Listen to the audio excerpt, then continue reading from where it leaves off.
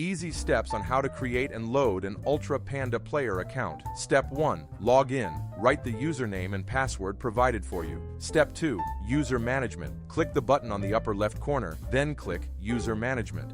Step 3. Adding players. Click Add Player. Step 4. Fill account.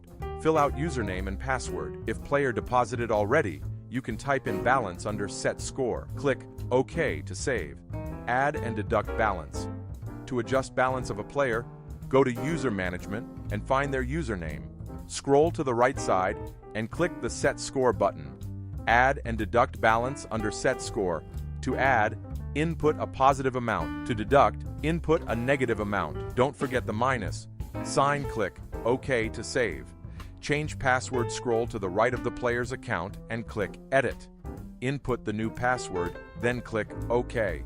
Hit subscribe and don't forget to share this video.